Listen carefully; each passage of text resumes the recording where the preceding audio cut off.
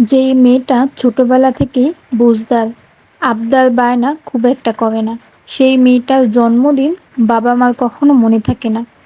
অন্যদিকে যেই মেয়েটা রাগচটা, জন্মদিন আসার ২ মাস আগ থেকে পুরা বাড়ি মাথায় করে তোলে। এটা কিনে দিতে হবে, ওটা কিনে দিতে হবে, পার্টি করতে হবে, দাওয়াত রাখতে হবে বলে বলে নাছোড়বান্দার মতো জিদ করতে থাকে। তার জন্মদিনে বাবা-মা ধার করে হলেও আয়োজন করতে হবে।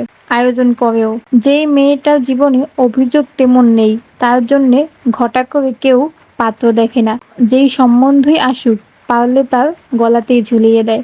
ও অনেক বুঝদার, কোনো চাহিদা নেই। যেভাবে রাখবেন সেভাবে থাকবে। এসব বলে কোনো মতে গছিয়ে দেওয়ার চেষ্টা।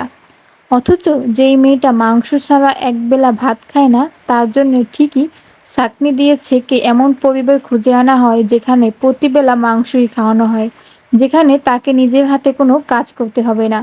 যেই মেয়ে ডিজাইনার লেহেঙ্গা ছাড়া বিয়ে ভেঙে দেওয়ার হুমকি দেয়, তার জন্য প্রেমিক ধার করে হলেও লেহেঙ্গা কেনার ব্যবস্থা করে। কিন্তু যেই মেয়ের স্বামীর ভালোবাসা, স্নেহ আর মনোযোগই একমাত্র চাওয়া, তার জন্যে অনেক সময় একটা গোলাপও হাতে ওঠে না।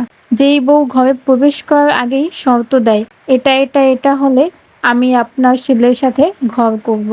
বুকে পাথর চেপে হলেও শ্বশুরবাড়ি সেই শর্ত মানতে বাধ্য থাকে।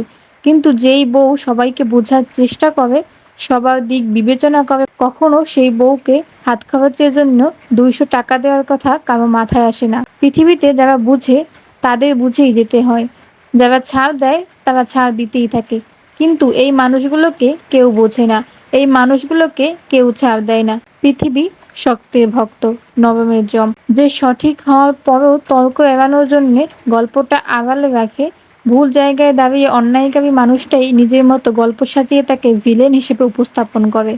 পৃথিবী নরম মনের মানুষকে ব্যবহার করার জন্য সবার আগে মাথায় আনলেও কদর করে সবসময় পাথর দিলে জালিমদেরকেই।